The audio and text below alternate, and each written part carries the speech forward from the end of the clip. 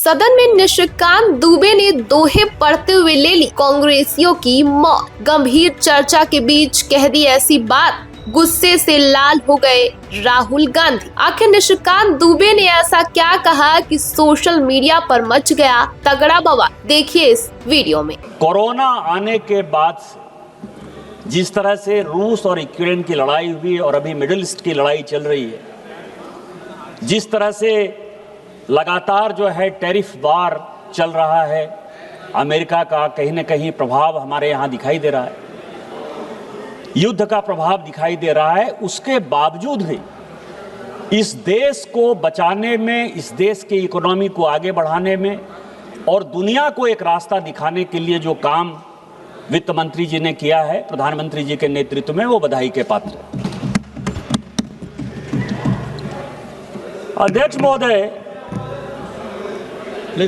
Congress party की हमेशा समस्या रहती है, उनको ये नहीं लगता कि 1947 से लेकर 2014 तक लगभग उन्होंने ही 5-6 साल को छोड़ दीजिए तो इस देश पर शासन किया। और इसलिए एक कहावत है कि बुरा जो देखन मैं चला, बुरा न मिलिया कोई, जो दिल खोजा आपना मुझसे बुरा न कोई। अभी माननीय प्रधानमंत्री जी बोल कर गए कि इस देश को यूनाइट होने की आवश्यकता है। उन्होंने कोरोना के समय विपक्ष के भी योगदान को सराहा कि आपने और हमने मिलकर, सभी पॉलिटिकल पार्टी के सभी लोगों ने मिलकर जिस तरह से एक यूनाइटेड फेस बनाया, उसके कारण आज देश अस्थिर है, देश आगे बढ़ रहा है, आपका योगदान है। लेकिन देखिए किस तरह के आरोप लगा रहे हैं।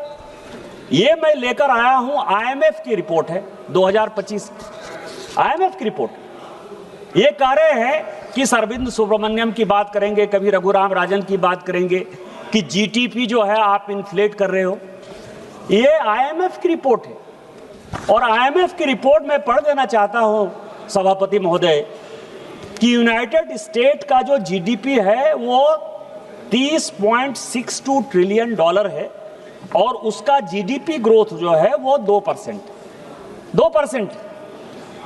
चाइना जो है उसकी इकोनॉमी 19.4 ट्रिलियन है और उसका जो जीडीपी ग्रोथ है वो 4.8%।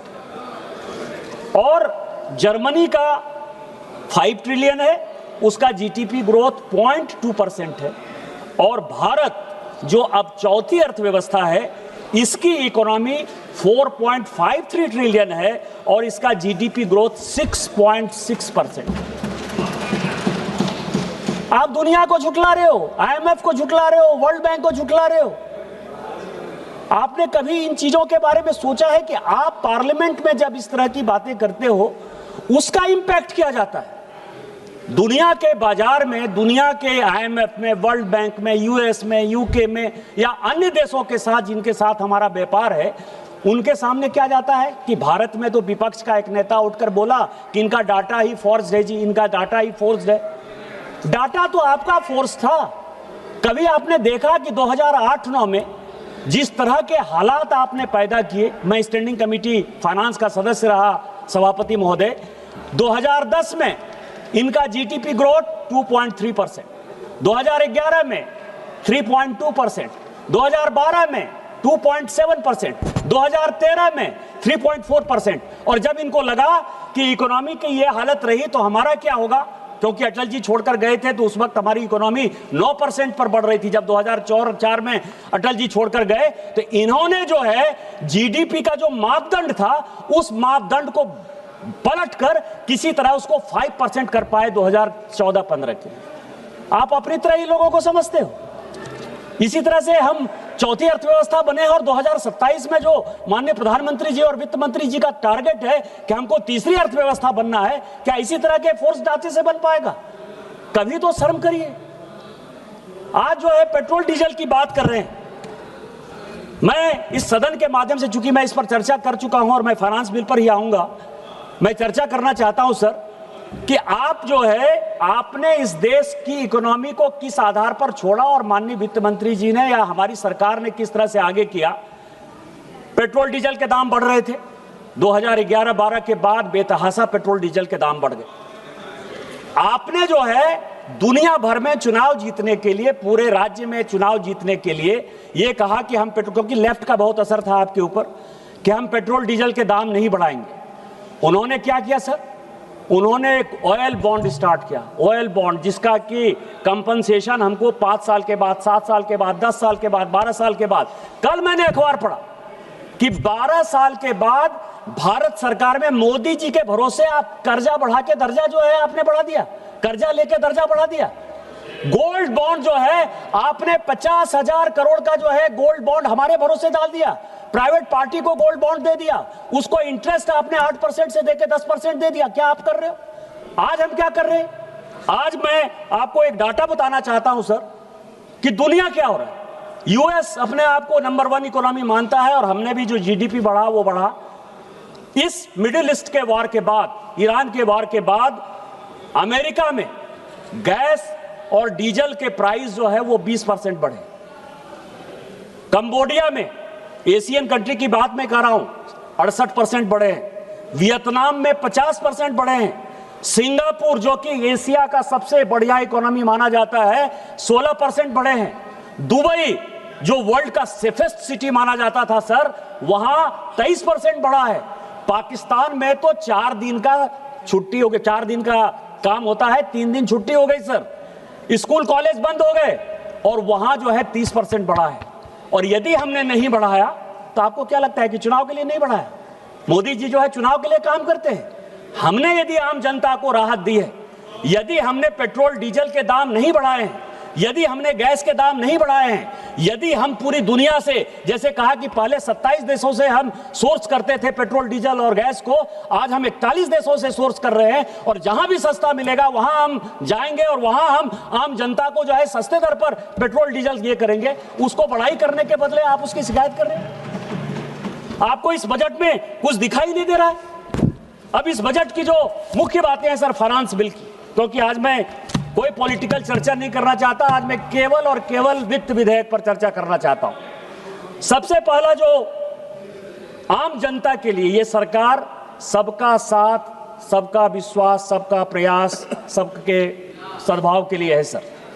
सबसे पहले जो है, जब भी चुनाव का समय आता था या जब भी हम पार्लियामेंट में जीत कर आते थे तो आम जनता को लगता था कि हमारा टैक्स का जो पर्सनल टैक्स का एग्जम्पशन है वो 4 लाख हो जाएगा कि 5 लाख हो जाएगा कि 6 लाख हो जाएगा कि 7 लाख हो जाएगा। पिछले साल, और मैं आपको बताऊं कि माननीय प्रधानमंत्री जी और माननीय श्री निर्मला सीतारामन जी ही इस तरह का काम कर सकती थी। अनएक्सपेक्टेडली, किसी को कुछ नहीं पता था, 12 लाख रुपए का टैक्स एग्जम्पशन हमने किया और उसको अभी हमने फिर से कंटिन्यू। हम रोज यहां चर्चा करते रहते हैं सर, इस टैक्स फाइनेंस बिल में रोज चर्चा करते हैं कि हम जो है, और गडकरी जी बराबर बोलते रहते हैं कि दुर्घटना हो जाती है, एक्सीडेंट हो जाता है, लाखों लोग जो है प्रत्येक साल मारे जाते हैं। यहां चर्चा करके उसकी छुट्टी पा लेते हैं। लेकिन जो हमारी सेंसिटिव गवर्नमेंट है उसने इस बार क्या सर, 1988 का जो मोटर व्हीकल एक्ट है उसमें संशोधन करके कहा कि जिनको भी कंपनसेशन इंश्योरेंस का मिलता है उसमें कोई टैक्स डिडक्ट नहीं होगा। ये आम लोगों के लिए नहीं है। कौन मरते हैं? स्कूटर वाले, साइकिल वाले, रिक्शा वाले, पैदल चलने वाले, पटरी पर सोने वाले, यही लोग तो मरते हैं ना सर। उसके लिए कौन काम कर सकता है? इसके लिए कभी आपने, हम वोट की चिंता नहीं करते हैं, हम आम गांव गरीब की चिंता करते हैं, इसीलिए ये काम किया हमने सर। दूसरा सवाल यह है कि अब कई एक लोगों को एक सिस्टम हो गया है सर कि बाहर रहना है। कई एक लोग रोजगार के लिए गए, कई एक लोग जो है टैक्स बचाने के लिए गए, किसी कारण से गए, लेकिन उनके आधा परिवार बाहर है सर, आधा परिवार अंदर है। कई एक संपत्तियों में जो है उनका अधिकार है। मैं आपको बताऊं कि रेसिडेंट इंडिविजुअल जो हिंदू अनडिवाइडेड फैमिली है उसके लिए इस फाइनेंस बिल में हम बहुत बड़ी राहत लेकर आए हैं। जो विदेशों में इतने बाहर के लोग रहते हैं और जो हमको रेमिटेंस भेजते हैं, उनके लिए इससे बड़ा काम जो है माननीय वित्त मंत्री नहीं कर सकते थे। इसके लिए ये बधाई की पात्र है। इसके बाद लैंड एक्विजिशन एक्ट लेकर आ गए सर। खूब लंबा चौड़ा भाषण देते हैं कि लैंड एक्विजिशन एक्ट है, राइट ऑफ फेयर कंपनसेशन है, 4 गुना देते हैं। सारे उद्योग धंधे किस तरह से चल रहे हैं वो उस पर मैं नहीं जाना चाहता सर, लेकिन लैंड एक्विजिशन एक्ट में जो छोटे लोग हैं, जो सीमांत लोग हैं, उनका जो जमीन जाता था और उसका जो कंपनसेशन मिलता था, उस कंपनसेशन में सर वो उनको टैक्स देना पड़ता था। मैं माननीय वित्त मंत्री जी का पुनः बधाई देना चाहता हूं कि उन्होंने इस बार जो है जो राइट ऑफ फेयर, जिसका कि मतलब जमीन जाएगा, जिनका जमीन एक्वायर किया जाएगा, उसमें से जो है टैक्स उन्होंने एग्जेम्प्ट कर दिया। इससे बड़ा बात गरीबों के लिए, क्योंकि ये भारत में सर 92% लोग जो है वो सीमांत किसान हैं, जिनके पास 2 कट्ठा, 4 कट्ठा, 5 कट्ठा, 10 कट्ठा, 1 बीघा, 1 एकड़, 2 एकड़, इससे ज्यादा जमीन नहीं है सर। 92% जो किसानों की बात करते हैं, उन किसानों के लिए मैं कह सकता हूं कि जो माननीय प्रधानमंत्री जी भी बोलकर गए कि ये किसानों के लिए समर्पित सरकार है। यदि फर्टिलाइजर का दाम 3000 है पूरे दुनिया में, तो हम 300 रुपया में बोरी देते हैं। उतना ही नहीं, यदि उनका जमीन हम एक्वायर कर रहे हैं तो उसमें भी भारत सरकार ने टैक्स जो है खत्म करने का प्रावधान किया। इसके लिए बधाई के पात्र है।